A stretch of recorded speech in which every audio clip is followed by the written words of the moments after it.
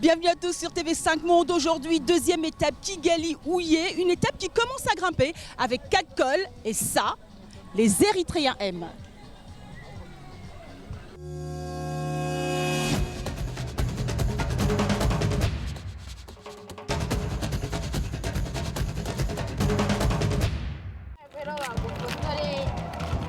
Kigali se réveille ce matin au rythme de la deuxième étape, Kigali-Houye, 120 km. Après la première étape d'hier sans grosse difficulté, ce matin les coureurs devront commencer à s'attendre à souffrir un peu avec les 4 difficultés qui jonchent le parcours. Ce n'est peut-être pas l'étape reine de montagne, mais les choses sérieuses commencent, même si du côté rwandais, la décontraction semble de rigueur avant leur désormais prière du matin. Depuis le début de la compétition, les Amavubi nous ont habitués à cette image.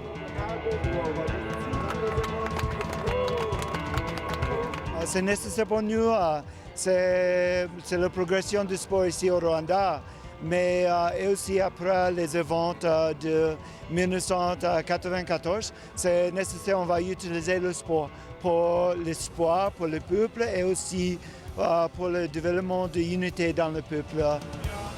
L'unité règne aussi du côté des Érythréens, pendant que côté français, les stratégies se mettent en place.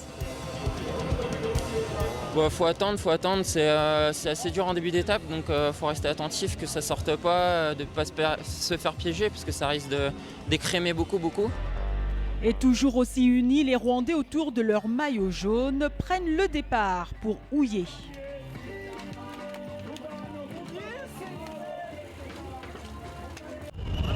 À la sortie de Kigali, que de monde sur le bord des routes pour suivre le tour. Un enthousiasme ambiant qui a donné des jambes à Patrick Kos, malgré la légère pluie qui s'abat sur la course. Le coureur hollandais de l'équipe Dutch Global Cycling Team sort du peloton et prend du champ. Patrick Kos, deuxième au dernier tour du Sénégal et vainqueur des 2 premières étapes du Tour du Cameroun en 2014, a décidé de s'illustrer ce matin. Mais il est repris par le peloton juste avant la ligne du premier sommet. Et c'est finalement l'Érythréen Emmanuel Gebrselassie qui remporte le premier prix de la montagne. À peine le peloton groupé que voilà Patrick Kos qui attaque de nouveau. Le coureur hollandais part seul et il est rejoint par le téméraire kényan Suleiman Kangangi. Les 2 coureurs roulent ensemble dans une parfaite entente, se passent les relais et produisant leurs efforts sur la montée. Une montée qui fait souffrir certains comme 2 coureurs de Novo Nordisk Development et un Égyptien qui sont lâchés. Patrick Kos également en difficulté, repris par le peloton maillot jaune, qui se met à la poursuite d'un seul homme, Suleiman Kangangi.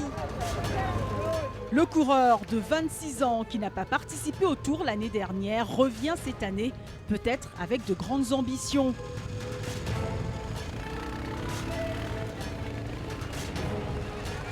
Et le Kényan remporte le 2e Grand Prix de la montagne. N'étant pas un bon spécialiste de la descente, le Kényan voit revenir le Français Jérémy Bescon, 5e au général à 13 secondes du leader. 2 hommes sont désormais en tête et le peloton maillot jaune mené par les Rwandais se lance à leur poursuite.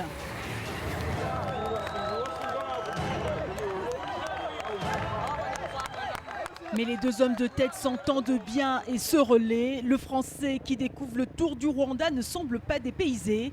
À ce moment-là, il est maillot jaune virtuel puisque les 2 échappés vont avoir jusqu'à 2 minutes d'avance sur le reste du peloton. Sentant le danger, le groupe maillot jaune accélère et grappille des secondes.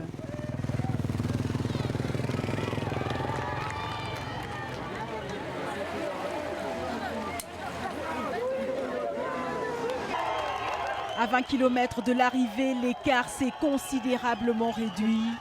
Le Kényan se retrouve seul devant. Jérémy Bescon se relève, imaginant sans doute que l'échappée n'ira pas jusqu'au bout. Il en profite pour assouvir un besoin naturel. L'ex-professionnel de Cofidis voit le groupe maillot jaune le reprendre. Ce qui sera également le cas pour le Kényan. Le peloton maillot jaune réussit à faire la jonction.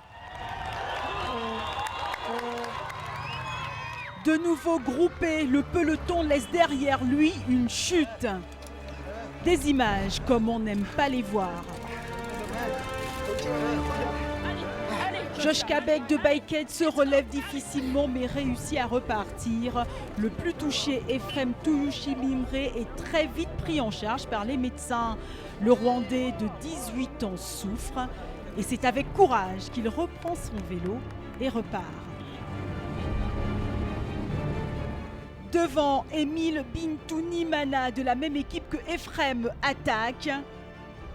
Le Rwandais de 24 ans part.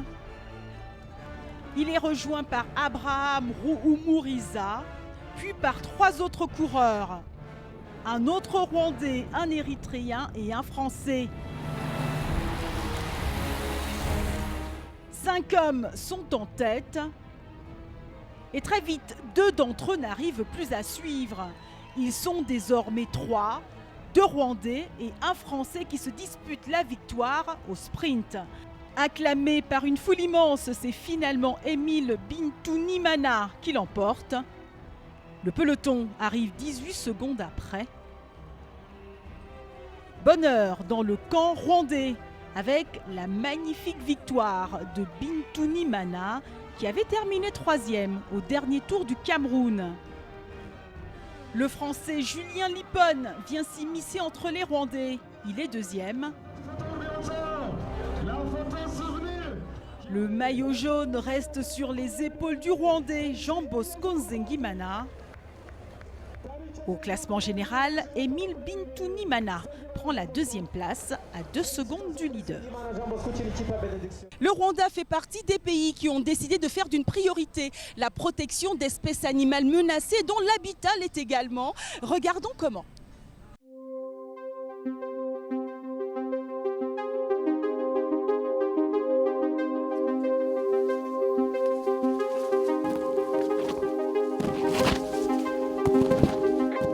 Turakomeza pour trouver les chimpanzés. Donc il y a diverses approches que nous utilisons.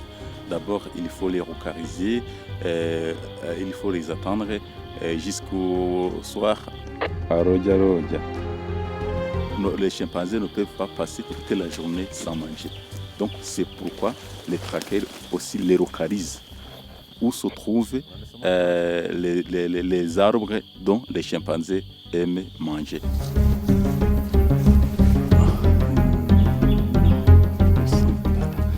L'arbre est là. Tu vois ces oiseaux-là. Tu les vois?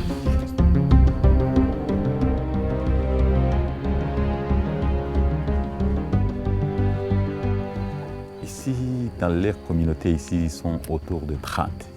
Donc, comme les fruits sont trop petits, comme vous voyez là-bas, donc ils ont besoin de manger donc, une grande quantité de fruits. Les fruits ne sont pas gros comme les avocats, donc ils ont besoin assez d'état de collecter tous les fruits et pour qu'ils puissent rassasier pendant la journée.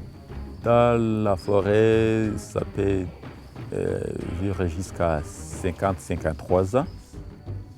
Ils ne sont pas en voie de disparition, mais ils sont menacés parce que leur habitat est vraiment menacé par la population. Parce que là, beaucoup des aires protégées que nous avons au Rwanda sont entourées par beaucoup de populations.